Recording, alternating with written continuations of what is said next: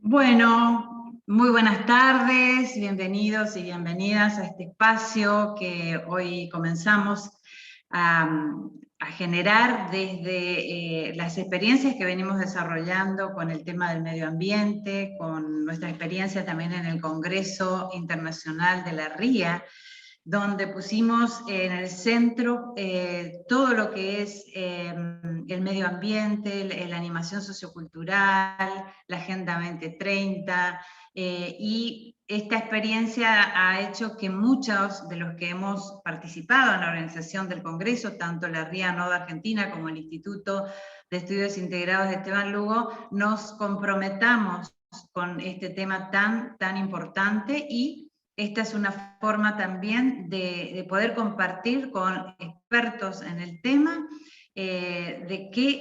cómo está el planeta, ¿sí? ¿Qué tan grave es el planeta? ¿Qué tan grave está nuestro planeta, ¿no? Y qué compromiso deberíamos asumir todos como ciudadanos, ¿no? Mi nombre es Alba Lugo, soy la rectora del Instituto de Estudios Integrados de Esteban Lugo, y bueno, les doy la bienvenida a todos.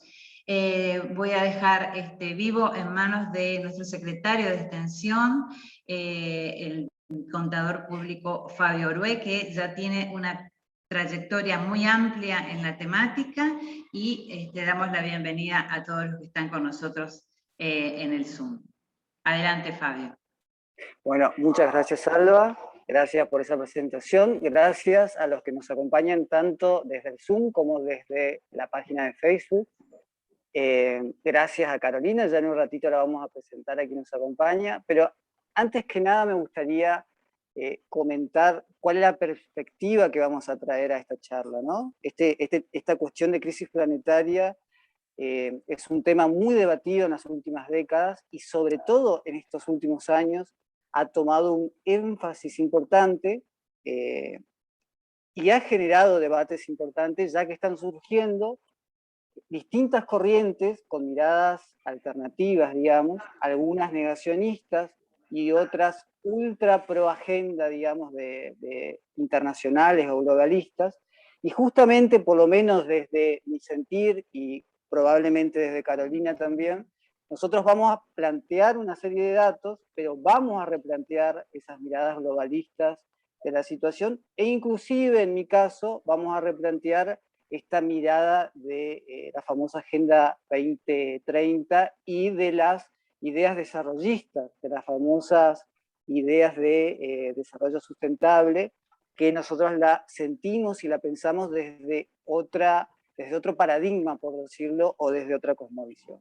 Como para hacer una pequeña introducción o una pequeña aclaración, queremos contarles que ya más o menos en los años 40 del siglo pasado, el mundo académico, el mundo científico y el mundo político empezó a hablar de algunas cuestiones ambientales, ¿no? Y paralelamente, en esos años, surgió el concepto de desarrollo dominante, ¿no? Ese es un dato que hay que tenerlo muy en cuenta, que quizás hoy no nos dé tiempo de analizar, pero simplemente lo tiro como dato, que paralelamente, en la medida que el mundo político, académico y científico empezó como que a tomar contacto con la cuestión ambiental, también apareció el concepto dominante de desarrollo que conocemos la mayoría y que nos enseñan en las escuelas, en las universidades, ¿no? Después, en los años 60, empezaron a haber una serie de eventos que movieron estos conceptos. Ya en los años 70 apareció un informe que generó un antes y un después, que es un informe que hablaba de los límites del crecimiento, ¿tá? Y en los años 80 aparece un concepto de desarrollo sustentable. Después aparecen los objetivos de desarrollo sustentable, los famosos ODS, y bueno, luego la Agenda 2030. Pero puntualmente, a más de 50 años o a 40 años aproximadamente del surgimiento del concepto de desarrollo sustentable, concretamente hoy la situación y la realidad es que estamos mucho peor que antes. Eso es algo muy concreto y muy real, y la verdad es que digamos, las iniciativas que están teniendo los estados, los organismos internacionales y el mundo empresarial internacional no está alcanzando para hacer frente a esta situación, y no solo que no está alcanzando, sino que desde muchas corrientes decimos que inclusive está distrayendo. ¿Okay? Que eso es una cuestión compleja, ¿no? Ahora, lo que sí tenemos que saber, y que para mí era re importante aclararlo, que nosotros hoy vamos a traer quizá una mirada un poquito más académica, o un poquito más científica, o con un poquito más de datos, por decirlo, ¿no? Pero este tema, de este tema ya nos vienen hablando mucho antes que la ciencia nuestros pueblos originarios. ¿Tá? Mucho antes que la ciencia haya dicho está pasando esto, está pasando aquello, ya nuestros pueblos originarios nos decían estamos yendo a la destrucción como especie y a la destrucción del planeta. ¿Tá? Esto a mí me parece importante, gente, aclararlo, porque estamos en un momento en donde desde mi mirada se están retroalimentando dos miradas meramente teóricas, lo llamo. Las miradas totalmente negacionistas y las miradas puramente científicas, alejadas del contacto con la naturaleza, alejada del suelo, alejada del cielo, alejada del agua, ¿no? Y que vienen como que a polarizar, y yo digo a distraer de cuestiones profundas que nos plantean los mismos pueblos originarios y también nos plantean algunas corrientes científicas y académicas. Eso para mí es importante destacarlo. También se está dando un encuentro entre el mundo científico, el mundo académico, el mundo popular y el mundo ancestral para pensar otro paradigma, para pensar otro desarrollo que nos replantea a ver qué estamos haciendo con nuestras actividades, qué estamos haciendo con nuestra vida, ¿no? Y qué estamos haciendo con este gran hogar del que formamos parte todos. Así que en este contexto, digamos, invitamos a Carolina, que a Carolina la conocemos también por otras actividades y conocemos su mirada. Ella, como dice la invitación, ella es arquitecta y analista económica, es redactora de Climaterra y también es asesora de la Comisión de Ambiente del Senado. Pero aparte de eso tiene una visión sumamente amplia y interesante porque no se cierra solamente a los datos, digamos, que ahora nos va a compartir, sino que también está en otras búsquedas por fuera de lo netamente académico o netamente racional, yo lo digo, y eso me parece un plus sumamente interesante y que tiene que ver inclusive con otras personas que veo que nos acompañan hoy, que tienen una mirada más amplia. Así que Carolina, luego de esta presentación, y agradeciéndote profundamente tu compañía, te paso la palabra para que nos cuente ¿qué perspectiva tenés de la crisis planetaria? Bueno, buenas noches, muchas gracias por la invitación al Instituto Esteban Lugo, muchas gracias a vos, Fabio, por darnos este espacio para discutir, ¿no?, de lo que va a ser el futuro inmediato, porque tenemos que entender que estas crisis, la climática y la ecológica, van a hacer que una vuelta a la normalidad no va a ser posible, ¿no? Es decir, ya sea por acción o por omisión, las próximas décadas van a ser de un cambio radical.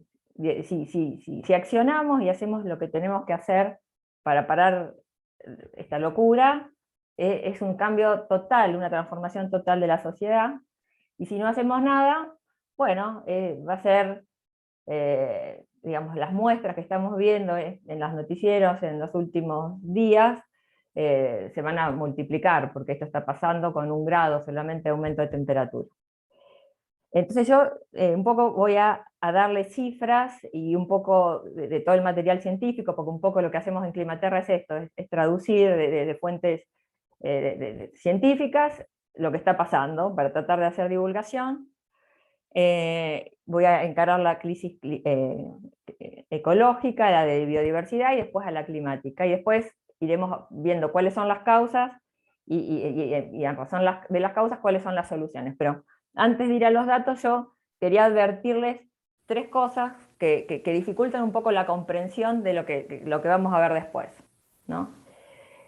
Una primera cosa que dificulta es el bastardeo del lenguaje que hemos sufrido en las últimas décadas, ¿no? Las palabras ya fueron diluidas, ya no significan lo que significaban antes. Entonces, Cuando decimos crisis, cuando decimos alerta, cuando decimos emergencia, ya no significan lo que significaba, pero tenemos que tener en cuenta que estas son las palabras de las que nos habla la ciencia, que es el método que elegimos como sociedad para discernir qué es lo cierto y qué es lo que no es cierto.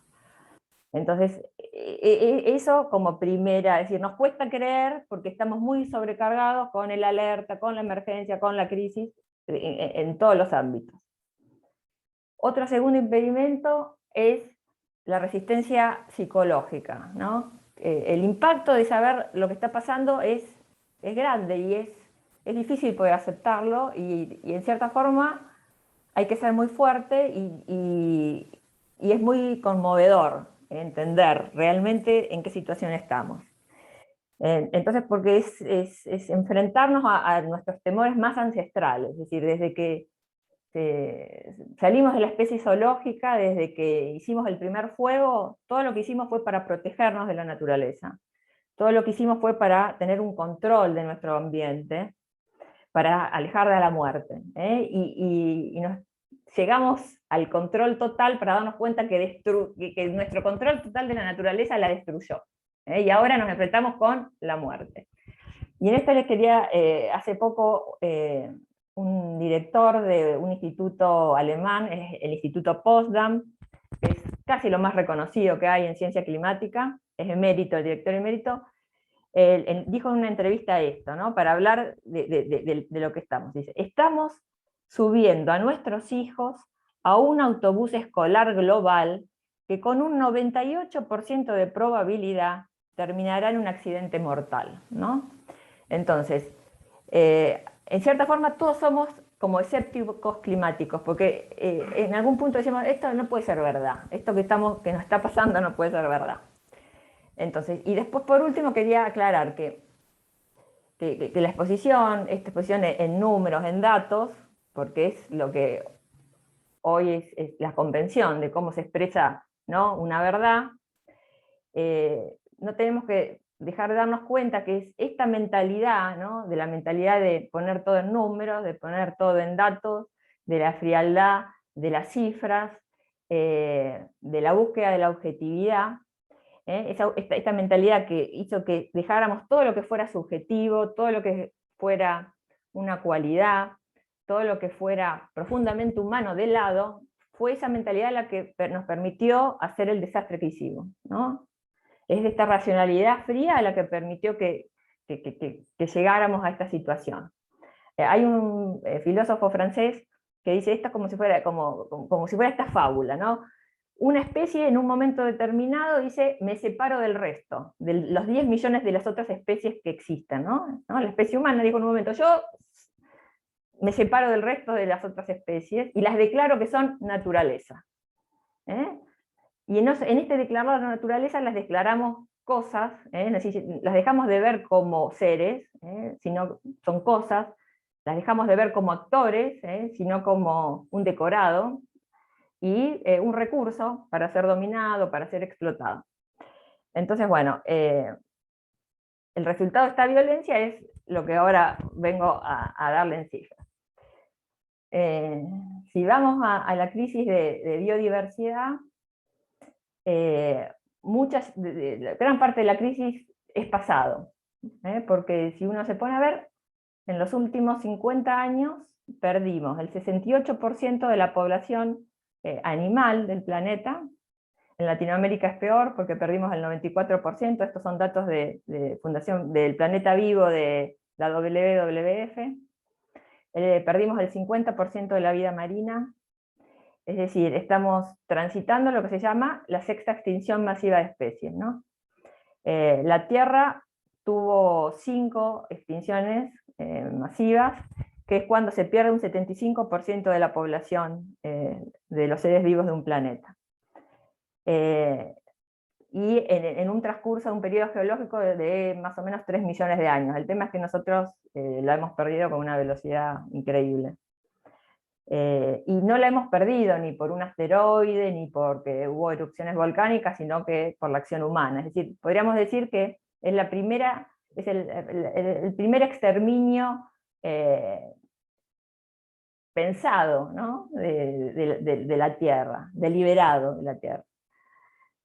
Si vamos para adelante, el IPBES, que es el panel de expertos de la ONU en materia de biodiversidad, que es como un paralelo del IPCC, pero en materia de biodiversidad, dice que hay 1 millón de especies amenazadas de extinción, el 40% de las plantas están amenazadas de extinción, y acá les voy a mostrar a ver, acá les voy a compartir una filmina, a ver si lo podemos compartir. No me deja, ¿no? ¿No te aparece la pantalla verde en tu...? ¿No? Sí, me aparece. A ver.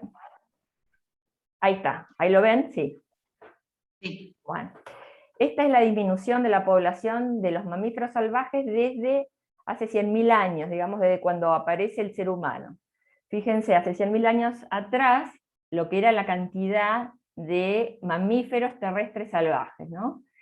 La primera columna es de 100.000 años atrás, la segunda columna es de cuando aparece la agricultura, la tercera es de 1900, y fíjense lo que ha pasado en este corto, ¿no?, trayecto de 1900 ahora. Es decir, hoy en día el 97% del 97% de los animales del planeta somos humanos y los animales domésticos, y solamente un 3% son animales salvajes. Bueno, después podríamos seguir, no sé, con la contaminación del aire, que mata 7 millones de personas por año, según la Organización Mundial de la Salud, o la contaminación por agua, con los 400 millones de vertidos de materiales pesados, tóxicos en las aguas de los mares y los ríos, que generan un montón de zonas muertas, que la cuenca Matanza-Riachuelo es una de las cuencas más contaminadas. O los fertilizantes que terminan, ¿no?, en las aguas y generan floraciones de algas, que esto cada vez se extiende por todo el planeta. Yo que sigo, esto es en Turquía, es bueno, en Argentina, es en Estados Unidos, bueno.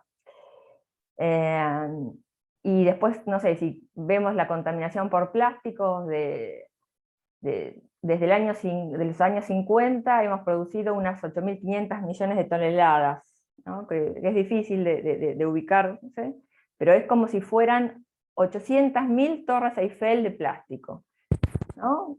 O sea, producimos 1 millón de botellas plásticas por minuto, o descargamos un camión de basura de plástico al océano por minuto, ¿no? De toda esta enormidad solo hemos reciclado un 9%. Entonces, ¿qué pasó con el resto? Se hizo micropartículas y están en el aire que respiramos. Es decir, estos son estudios, ¿no? Respiramos plástico, bebemos plástico desde el agua mineral al agua de la canilla, en la cerveza.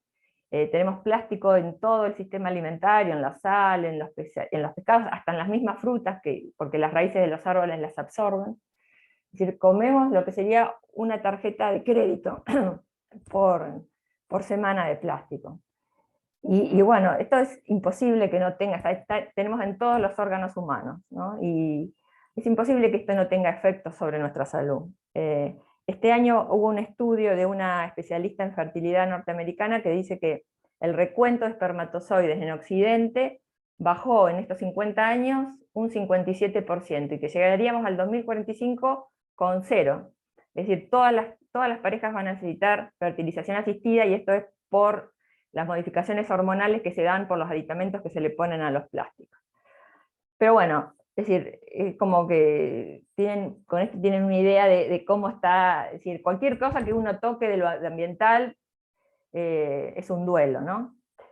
Y bueno, si ahora les parece, podemos seguir con lo que sería la crisis climática. ¿Vos qué decís, Fabio? ¿Seguimos con eso? Bueno, tenemos que entender que lo que hace nuestro planeta habitable es que nosotros tenemos una determinada composición atmosférica, ¿no? Carolina, Sí. una cosita más antes de que se nos olvide. A mí me parece importante destacar, solamente para destacar, ¿no?, que fíjate la relación que hiciste entre la salud del planeta y la salud de las personas. Tipo para retomarlo después y como para analizar cómo las políticas internacionales globalistas para nada están dando solución a este tema. ¿Tá? Solamente para acordarnos de después rescatar este tema. ¿Tá? Exactamente. Y sí, la misma pandemia también, ¿no? Es como que, bueno, entonces nosotros tenemos esta determinada composición atmosférica que hace que el planeta sea habitable. Esta atmósfera fue creada durante la historia de la Tierra, en los 4.000 millones de años de la Tierra, por todos los organismos vivos. Creamos la atmósfera, que tiene un equilibrio muy, muy justito, digamos, en cierta forma. Como nosotros tenemos 37 grados de temperatura para poder vivir bien, el planeta pasa lo mismo. Si no estuviera esta atmósfera, pasaría lo que le pasa a los astronautas cuando están fuera de la estación espacial, que si les está dando el sol, la temperatura es de 120 grados centígrados. Y si están del lado de la sombra, son menos 180 grados centígrados. Es decir, nosotros tenemos como una especie de acolchado que nos protege de estos vaivenes, ¿no? ¿Qué pasa? Nosotros hemos distorsionado este equilibrio porque hemos empezado a usar los combustibles fósiles, en que, es decir, utilizamos lo que a la Tierra le costó 1 millón de años en secuestrar ese carbono, nosotros lo usamos en 1 año. O sea, fíjense la desproporción. Entonces nosotros emitimos todo eso a la atmósfera que se va acumulando y se va calentando, ¿no? Entonces por eso, un poco el futuro va a ser, estas décadas, tiene que ser, vamos a ser todos un poco contadores de carbono, es decir, cuánto estamos emitiendo y cuánto capturamos.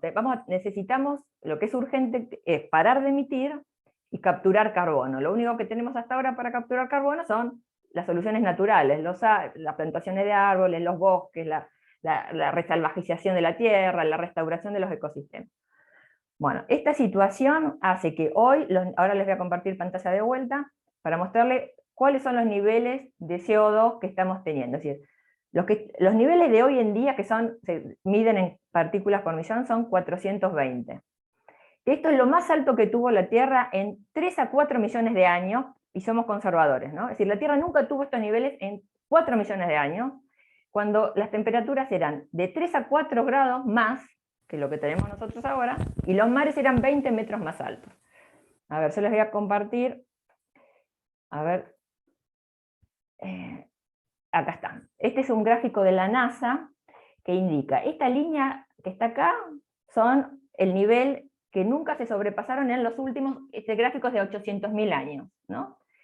Esta línea, la que está en la línea roja acá, son 280 partículas por millón de CO2, de dióxido de carbono.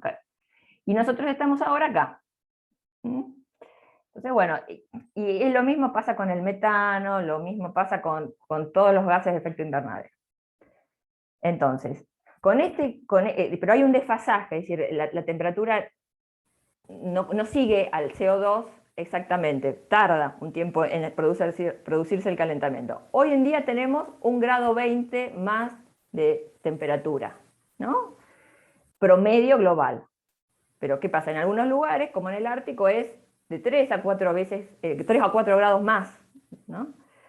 Es decir, estamos desequilibrando la composición de la atmósfera que hizo que nosotros pudiéramos prosperar como Homo sapiens. Entonces, ¿esto qué hace? Que, digamos, hoy estamos viendo en los noticieros y en todos lados la situación que está sucediendo con solamente 1,20 grados de temperatura, ¿no? Pero, como vamos a ver, esto sigue para arriba, digamos, a pesar de un montón de negociaciones internacionales, de las cumbres de la ONU, del Acuerdo de París, digamos, las emisiones siempre siguieron subiendo, es decir, la mitad de todas las emisiones, es más, las producimos en los últimos 25 años, mientras hablábamos, y bueno, y este año la situación, 2021, es bastante impactante ver lo que está pasando en el mundo, ¿no? Con las inundaciones en Alemania, en Japón, Turquía, bueno, ayer y hoy hubo en Nueva York y en España, pero son inundaciones que te caen en un día lo que por ahí te caía en un año de lluvia, ¿no? Incendios, los incendios forestales, por ejemplo, lo que vimos todo en lo que es Europa, se multiplicó por 2.3 comparativamente con el año pasado. California también está con unos fuegos terribles, sequías. Pensemos que Canadá tuvo temperatura del desierto de Sahara, 49 grados. Entonces, y esto está pasando con solamente 1,20 grado de temperatura. No estaba previsto en los modelos climáticos, es decir, los agarró a los científicos por sorpresa, y esto recién empieza, porque no, las emisiones siguen su curso para arriba, y si vemos los pronósticos del IPCC, en el peor de los escenarios de emisiones, ¿no? Que es en realidad la trayectoria que estamos llevando hoy en día, es 4,4 grados. En el otro escenario, que es un poquitito más optimista, serían 3,6 grados más de temperatura. Estamos hablando fines de siglo, ¿no? Y en el un poquitito más optimista serían 2,7 grados. Bueno, esto es terrible. Es decir, ahora vamos a ver cuáles son las consecuencias de sobrepasar 1,5 grados y 2, ¿no? Claro, es como que, yo entiendo que la gente no les parece que es poco, pero es como si nosotros tendríamos que vivir con 42 grados de fiebre, ¿no? Se hace imposible. Es decir, el principal peligro es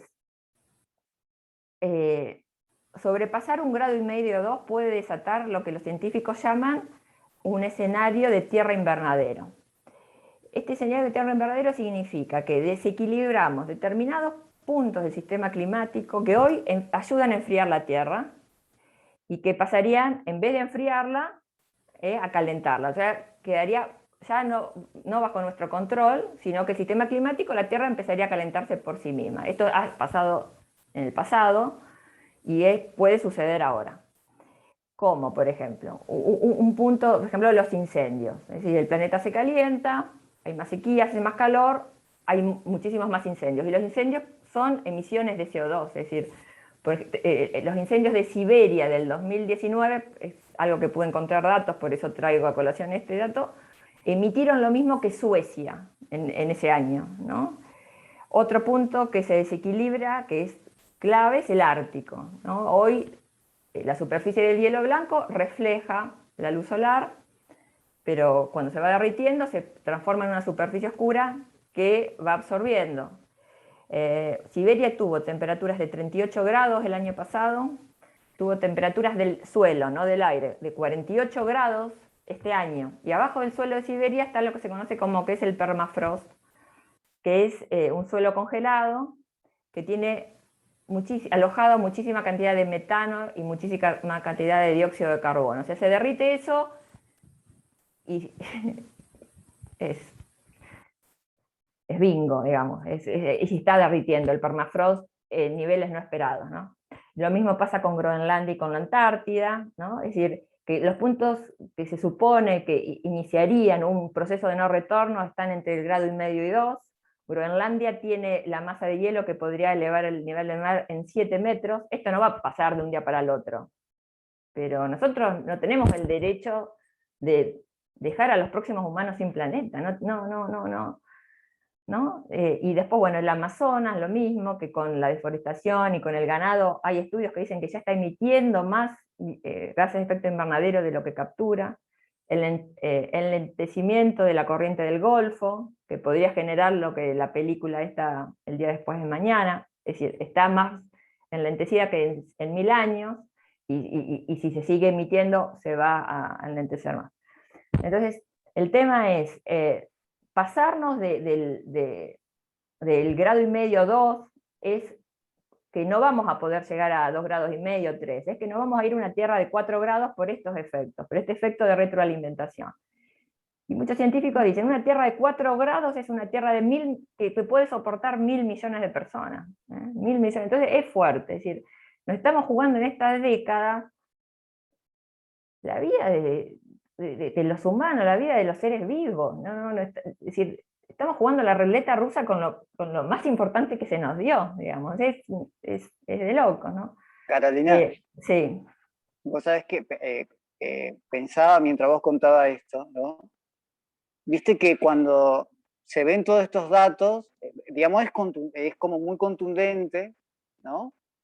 Pero pensaba paralelamente cómo otros pueblos, sin la necesidad de todos estos datos, ¿no? Solamente con la conexión con el suelo, es más, movimientos campesinos, ¿no? No solo pueblos originarios, también movimientos campesinos, solamente observando lo que está pasando en sus suelos, en sus bosques, en su agua, ¿no?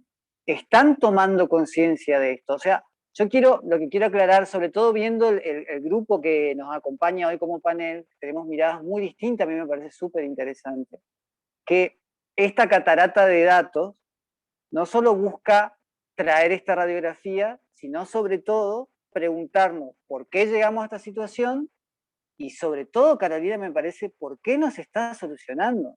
Sobre todo, esa pregunta me parece re importante, porque el otro día una compañera de una organización de permacultura me decía, hasta parece un plan macabro, porque es demasiado lógico lo que está pasando, ¿no? Es demasiado lógico a nivel planetario, y aún así, aquellos que nos prometen soluciones a través de determinadas acciones y determinadas políticas, nos están alejando, o sea, no nos están acercando a la solución. Esto está empeorando, digamos.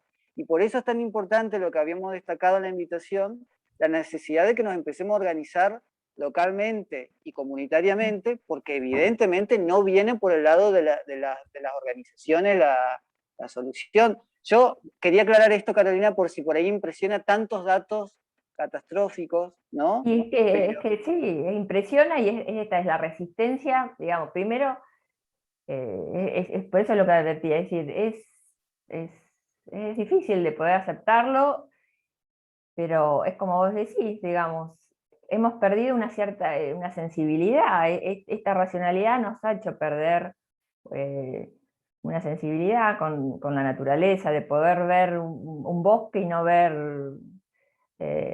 no sé, una oportunidad económica de tala, ¿no? O poder, bueno. ¿Y por qué sucedió todo esto? Y bueno, es, digamos, por una obsesión de tener un crecimiento ilimitado en un planeta que es finito, ¿no? No es ni más ni eso, es porque pensamos, tenemos algún pensamiento mágico que pensamos que se puede, que de alguna forma lo vamos a solucionar, que los problemas que creamos con la tecnología los vamos a seguir solucionando.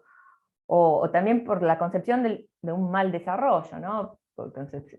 Que es solamente una acumulación material y no tenemos en cuenta ninguno de los costos humanos, ni sociales, ni ambientales, ¿no?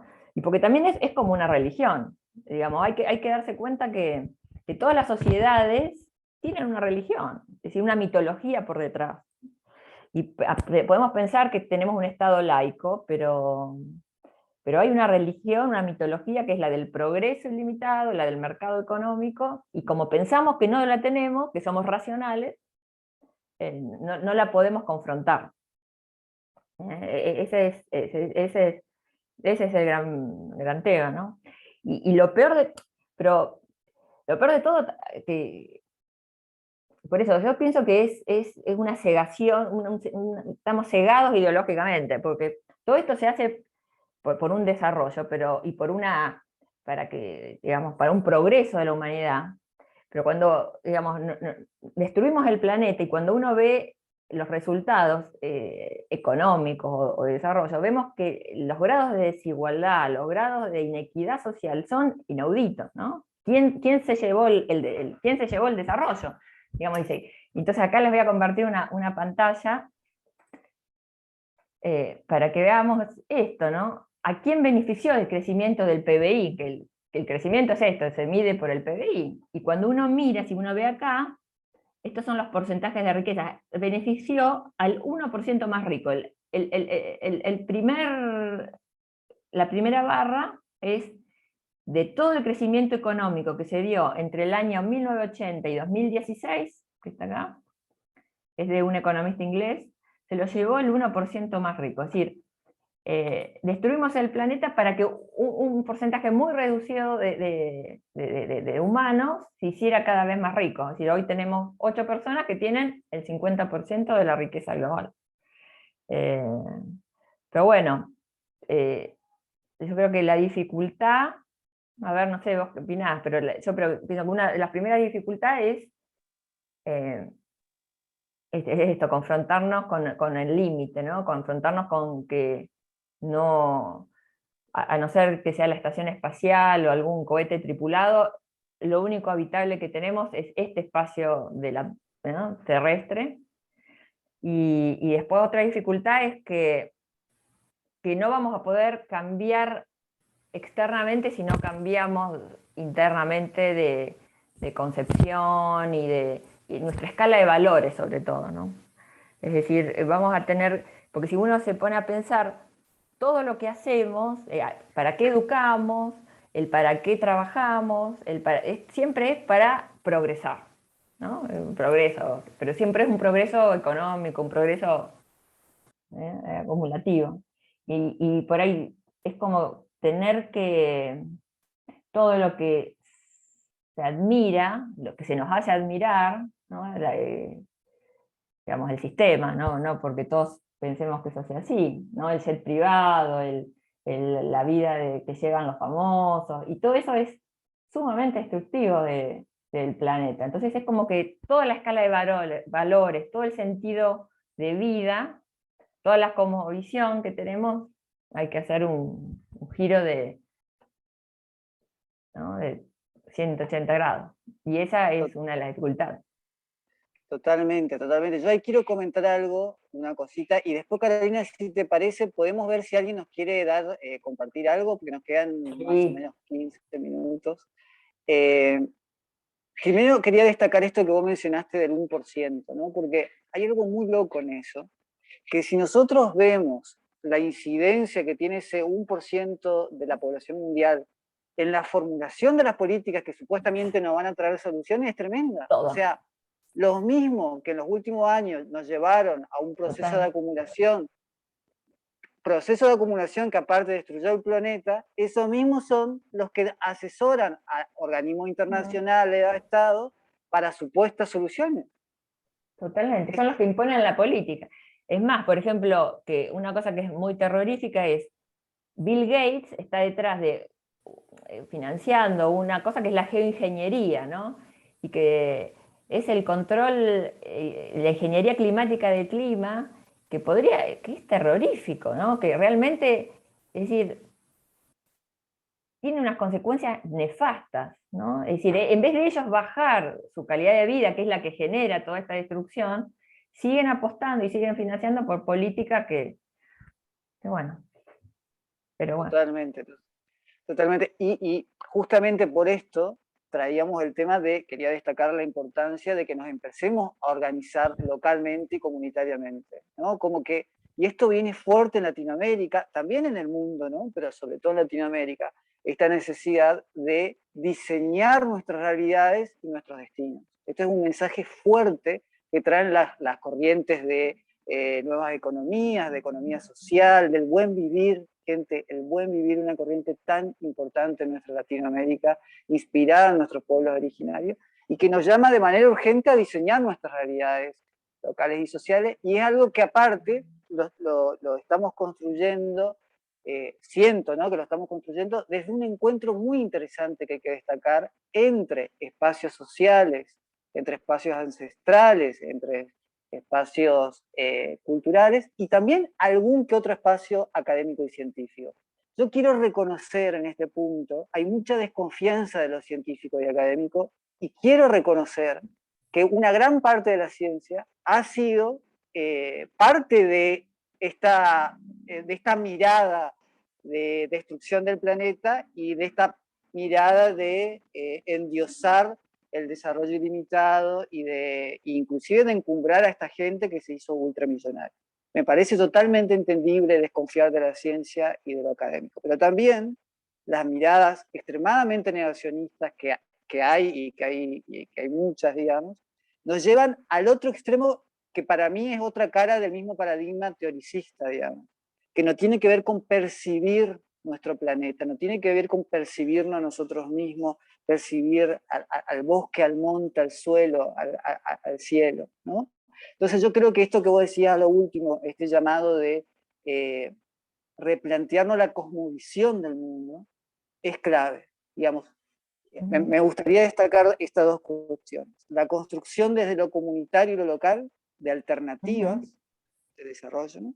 Y la otra cuestión es replantearnos la cosmovisión dominante del mundo, que como vos dijiste, nos vienen enseñando hace décadas y décadas, que el camino es acumular, acumular, consumir, consumir, competir, competir, y crecer, crecer, ¿no?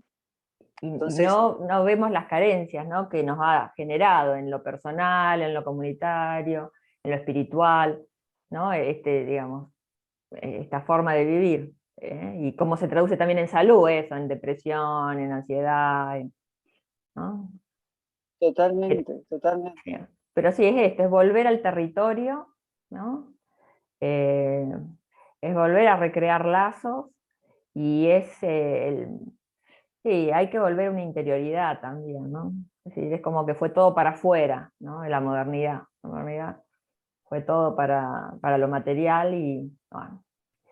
Y sí, y no es extraño que por ahí que las comunidades y eso lo hayan podido percibir, y nosotros, bueno, es un poco, ¿no?, de esta mirada cuantificadora, bueno, se pierde toda la sensibilidad. Totalmente, totalmente. Gente, acá me gustaría saber si alguno de ustedes sienten hacernos una devolución de lo planteado. Si quieren levantar la mano y yo menciono, puede ser así, vamos retroalimentando mirada y generando también un trabajo de conciencia colectiva, ¿les parece? No sé si alguien de ustedes quiere comentar algo.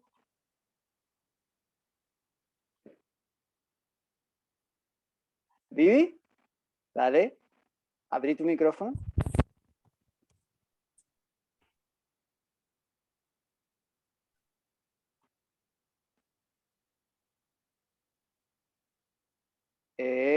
Me parece que se desconectó, ¿no? ¿Puede ser? Me parece que desapareció, ¿o no? Ah, Vivi, estás sin audio. ¿Podés poner el audio? Ahí está. Ahí está. Ahí está abierto mi micrófono. ¿Se te escucha? ¿Se te escucha? ¿Se me escucha? Bueno, yo quería comentar un poquito desde la visión, desde la antroposofía. Cómo hemos venido evolucionando, ¿no?, todas las épocas culturales. Y bueno, según la antroposofía, nosotros estamos atravesando la época del materialismo, como que desde el espíritu descendimos a la materia, ¿no? ¿Se escucha, no? Bueno, entonces es algo que teníamos que atravesar la humanidad, digamos, para fortalecernos, fortalecer nuestro yo. Pero bueno, había peligros en esto de descender tanto a la materia. Era, bueno, esto que nos pasó, volvernos muy egoístas, desconectarnos del otro, que esa desconexión, esa fragmentación pudiera llevarnos a cuestiones como las adicciones, la soledad, todas estas cuestiones, ¿no?, sociales. Pero bueno, hubo algunos pueblos que se mantuvieron, decidieron mantenerse más como en esa pureza, digamos, con esa conexión con el espíritu, que son los pueblos originarios, ¿no? En ese devenir, ¿no?, que vamos la humanidad. Y por eso ahora viene esto del reencuentro, ¿no? Y nosotros vamos en esa búsqueda. Ellos serían como nuestros maestros en esa parte, como nuestros guías espirituales, en esa búsqueda a reconectarnos, ¿no? Por eso esto que vos hablás de la comunidad y todo eso sería como bueno, el bálsamo, ¿no? Decir, bueno, qué lindo, estamos eso, empezamos a sentir eso, ¿no? De la vuelta a la comunidad, cuidar los espacios, la tierra, y bueno, esa sería la parte linda, por más que sea un granito, que piense, bueno, somos un grupito, no, pero se está gestando. Bueno, en paralelo a lo otro, si bien, bueno, las políticas todavía, bueno, a nivel político, eso también, claro, tenemos mucha desconfianza y todo, bueno, pero eso tiene que ver con la conciencia. Y ya la conciencia, bueno, irá llegando. O sea, yo quiero pensar y sentir de que vamos a poder. Bueno, eso sería mi aporte. Después les puedo pasar algún dato de una conferencia muy linda que hizo un médico antroposófico respecto de esto, de la evolución de la humanidad, como él hace como un estudio importante con unas curvas que dice cómo ahora ya tendríamos que empezar como una ascensión, o sea, como volver al espíritu, ¿no? Bueno, gracias a todos. Gracias, Carolina. ¿Querés comentar? Me encantó, porque yo también tengo una visión, digamos, que pienso que esto es la evolución presionándonos para que cambiemos la conciencia. Pienso que esto que estamos atravesando, es decir, nunca, bueno, como que para cambiar, para evolucionar la conciencia necesitas que los problemas que vos tenés en este momento no los puedas resolver con el paradigma actual. Y esto que estamos atravesando, pienso que es para eso, ¿no? Pasar del ego a, bueno, empezar a integrarnos de vuelta primero con la naturaleza para llegar al espíritu. Pero bueno, esperemos que así sea. Después me encantaría que me pasaras eso. Totalmente. Dale. Ahí le vamos a pasar la palabra a José. José, antes de pasarte la palabra, quiero destacar que también están pasando cosas lindas, por decirlo, que es lo que nos dijo Vivi, porque también se está dando un enorme encuentro del campo social y cultural, que yo creo que en no tanto tiempo va a empezar a mostrar grandes señales, porque se está fortaleciendo, y bueno, tengamos la esperanza de que van a ser células de transformación que van a generar un sistema inmune planetario, yo digo, que nos defienda de nosotros mismos y de lo que hemos generado. Así que, José, te paso la palabra.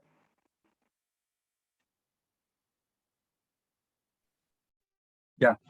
Bien, buenas noches. Antes que todo, de verdad que deseo felicitar al Instituto Lugo por esta actividad que es fundamental, ¿no? O sea, cualquier adjetivo, cualquier elogio que se pueda hacer a esta iniciativa se quedaría corta, ¿no? Sería realmente difícil exagerar la importancia de actividades como esta. Pues cualquier cosa que digamos en términos de elogiarlo, nos quedaríamos cortos, dada la importancia realmente fundamental de lo que aquí se está haciendo. Entonces, es importantísimo esto. Ya nos decía Fabio cómo hay que volver la mirada a lo local y hacer esfuerzos por incrementar los niveles organizacionales, de participación, la activación de la ciudadanía para incorporarse a la solución de estos problemas. Sin duda alguna, ahí coincidimos 100% con Fabio. La cuestión es que para que la ciudadanía se organice en primer lugar y se movilice posteriormente, debe antes que todo estar informada. Es decir, ¿cómo le pedimos a una ciudadanía que se organice y que se movilice en torno a problemas tan complejos como lo que ustedes han señalado aquí esta noche, si ni siquiera tiene la información? O sea, la información que tiene a la que puede acceder por los medios de comunicación masivos, que como bien han dicho Carolina y Fabio, también tienen sus intereses, ¿no? Entonces, ¿cuál es la información que realmente la gente maneja? Más allá de lo anecdótico, más allá de las malas noticias que nos llegan todos los días por los medios de comunicación, inundaciones aquí, incendios inacabables por otro lado. Además de eso, una información seria, sistemática, que realmente pueda constituirse en elemento organizador y movilizador en forma sistemática de la ciudadanía, de la población. Entonces, actividades como esta, de difusión de estos planteamientos, es sin duda alguna, y discúlpenme la expresión, de vida o muerte, ¿no? Es decir, o se hacen estas cosas, o bueno, ya, ¿qué más nos queda? Como bien decía Carolina, sentarnos a esperar lo peor, ¿no? Como decía el coronel aquel, a la entrada de su casa, estaba sentado esperando ver pasar su entierro, ¿no? Entonces, por eso pues felicito de verdad la iniciativa. Ahora, muy brevemente, si me permiten, un par de comentarios en relación al contenido, ¿no? La cuestión de las responsabilidades. En efecto, no estamos en una época de cambios, como se ha dicho, sino que estamos en un cambio de época. Eso está claro, ¿verdad? Hay una crisis civilizatoria y la humanidad saldrá de aquí con otro modelo civilizatorio. Entonces, yo escuchando muy atentamente a Carolina, me empezaba a preocupar por el pluralismo que ella utiliza en su comunicación, cosa que yo comparto con ella. Yo también tengo esa mala costumbre de expresarme siempre en plural. Para decir yo, siempre digo nosotros. Entonces, me preocupaba escuchar a Carolina en forma reiterada, porque bueno, hemos destruido el planeta, porque hemos hecho esto, hemos hecho lo otro, y afortunadamente, al final, Carolina da un vuelco total y nos dice, toda esa destrucción de los últimos 150 años, por lo menos, ¿a quién ha beneficiado? Al 1% de la población. Las 7 personas más ricas del planeta acumulan el 50% del Producto Interno Bruto global. Y Carolina ya nos mostró la gráfica científica, 1%. Entonces, todos somos iguales, pero hay unos más iguales que otros. Es decir, no todos estamos en el mismo saco, ni no todos tenemos las mismas responsabilidades. Entonces, ese es un primer comentario que quería hacer y le agradezco muchísimo a Carolina esa precisión, ¿no? Porque es el momento de las responsabilidades más allá de las convicciones éticas. Es decir, no es demostrar simplemente una convicción ética, sino demostrar realmente responsabilidades. En ese sentido, pues hay digamos, una convocatoria, hay una interpelación, sobre todo a los niveles oficiales, ¿no? El sistema educativo formal. ¿Dónde está nuestro sistema educativo? ¿Dónde están los esfuerzos de transposición didáctica que permitan ajustar nuestros contenidos programáticos a esta nueva realidad? Una nueva realidad que ya llegó y que está en pleno desarrollo y que en su desarrollo en las próximas décadas ya es imparable. Las medidas que había que aplicar para empezar a detener los impactos en el medio ambiente, que no se han hecho, aunque se hagan hoy, que no se van a hacer, pero aunque se hicieran hoy, sus impactos serían en el medio y en el largo plazo.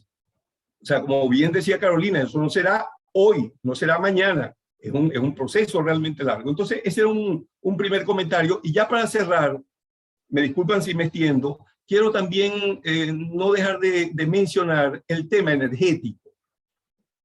Es decir, más allá de la cuestión, vamos a decir, de los malos usos en cuanto a civilización corresponde, hay un tema central en todo esto, que es la ecuación energética. Todo lo que estamos viendo hoy en día como indicadores que ustedes han mostrado excelentes datos, son el resultado de la aplicación de un modelo urbano-industrial surgido de la primera revolución industrial, que fue justamente por el cambio de la ecuación energética. Cuando el hombre descubre una fuente de energía distinta a la atracción de sangre, animal o humana, y bueno, con el carbón ya el ingeniero Watt crea la primera máquina y ahí empieza lo que es esta última etapa de la humanidad. 150 años, finales del siglo XVIII, 1770, 1780 con el carbón, pero el petróleo es mucho después. Entonces, lo que está agotado, lo que llevó al planeta, lo que está, es un modelo energético que generó un modelo de desarrollo urbano, eso se agotó, porque es que además la fuente de energía que lo produjo se agotó. Queda petróleo para 40, 50 años más. Hay que conocer el pico de Hoover, que es una de las teorías que explica perfectamente esta situación. Entonces, ¿cuál será, vamos a decir, la fuente energética alternativa que suplan el petróleo? Eso la humanidad no lo conoce. Y discúlpeme, con esto termino. Cuando hablo de energía y hablo de petróleo, no me estoy refiriendo solo a combustible. Eso es una cosa, la gasolina, el diésel, el gasoil. Pero no, eso quizás que es sumamente importante.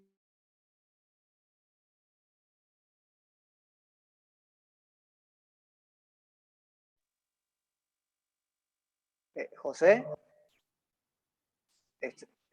Se habrá desconectado. Es importante, la petroquímica, que también es petróleo. Todo, absolutamente todo lo que nos rodea.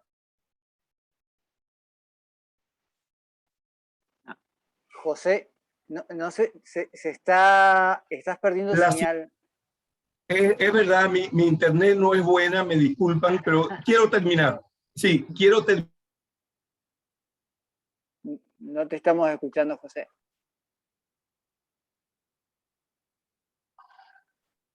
José, no. Terminar con esto, ¿no? Cambio en la ecuación energética, sobre todo con el tema de la petroquímica, más allá de los combustibles. No sé si logré comunicarme. Discúlpeme si me extendí. Igual te vamos a invitar, sin duda, también a un vivo para escuchar tu visión sumamente interesante, ¿eh? O sea, así que lo último no se escuchó, pero te vamos a invitar porque sabemos de tus investigaciones y tus estudios y súper agradecido por... Carolina. No, que es muy interesante. Sí, después yo tenía otro gráfico para mostrar, digamos, el tema este de la desigualdad de las emisiones, ¿no? De cuánto emitía el 1% versus lo que emite, y es verdad lo que decía José, esto del plural, que está bien, lo doy vuelta al final, pero quizás tendría que haber una advertencia al principio. Y después me interesaba esto que dice José del tema de la ecuación energética, porque claro, todo en nuestra sociedad depende de los combustibles fósiles, ¿no? Es decir, desde los fertilizantes, ¿no, José?, para la agricultura, es decir, ahora hay sobre todo un español, Antonio Turiel, por ahí lo conocés, José, que él dice como que estamos cerca del peak oil, del momento de que se está terminando los combustibles de fácil acceso, digamos, ¿no? Porque él dice que no es cuestión de plata, sino que es cuestión de que cuánta energía necesitamos para sacar lo que queda. Y él dice que estamos muy ahí, que en cierta forma, bueno, sería un colapso también social, pero bueno, por lo menos no seguiríamos emitiendo, no sé qué opina. Sí, muy brevemente para precisar eso. En efecto, lo mejor que yo he leído en torno a esto es lo que se llama la teoría de Hoover. King Hoover, se escribe con H, Hoover, un ingeniero geofísico norteamericano que a mediados del siglo pasado hizo con su equipo investigaciones muy importantes sobre esto, y su teoría se denomina pico de Hoover. Los invito a googlear un poco, allí van a tener toda la información. ¿Qué es lo que nos dice Hoover? Exactamente, Carolina, lo que tú estás señalando de este autor español, ¿no? El tema no es que se agote el petróleo, en el subsuelo va a quedar mucho petróleo. El tema son las limitaciones para extraerlo. Se habla del agotamiento del petróleo extraíble. ¿Y qué es lo que limita la extracción de petróleo? Bueno, hay limitaciones económicas, hay limitaciones tecnológicas, pero esas no son las más importantes. La más importante es la limitación energética, porque para extraer un barril de petróleo cada vez se requiere más energía, porque cada vez hay menos petróleo, hay que descender a mayores profundidades, hay que utilizar unas nuevas tecnologías que son más horizontales que verticales, etcétera, etcétera. Y todo eso requiere energía.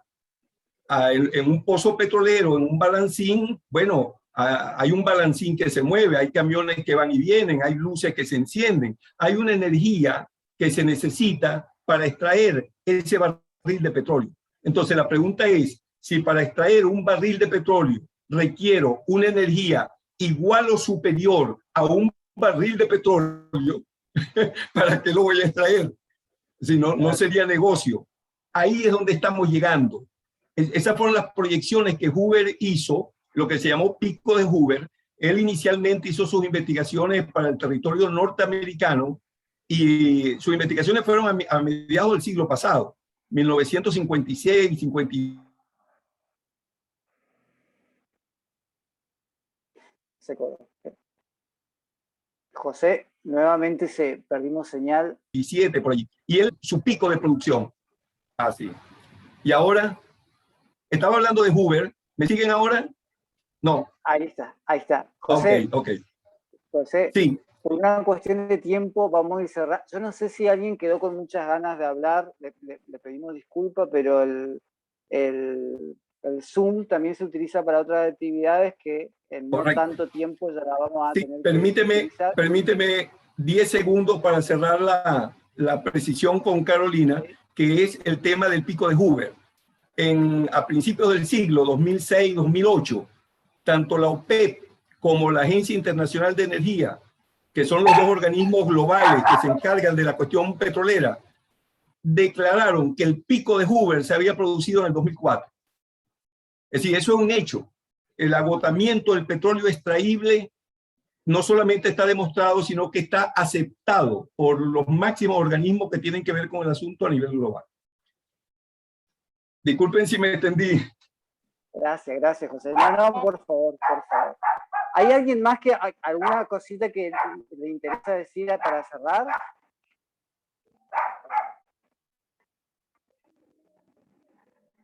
Creo que estamos. Carolina, ¿querés darnos una palabra como cierre?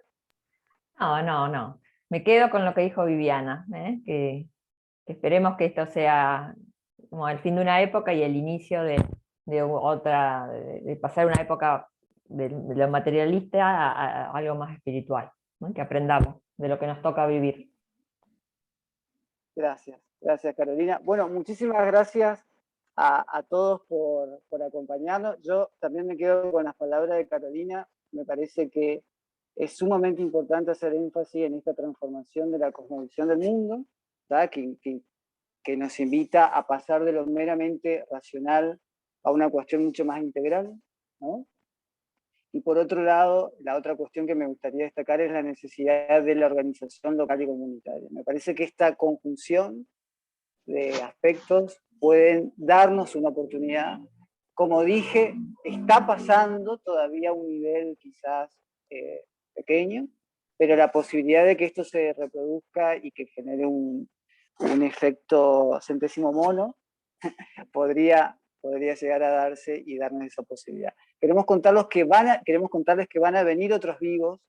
Nuestros vivos van a tener como punto de partida distintos temas que pueden ser de ecología, de economía, de salud, de educación, pero siempre desde una mirada sistémica, ¿no? Nosotros vamos a ir interrelacionando estos temas.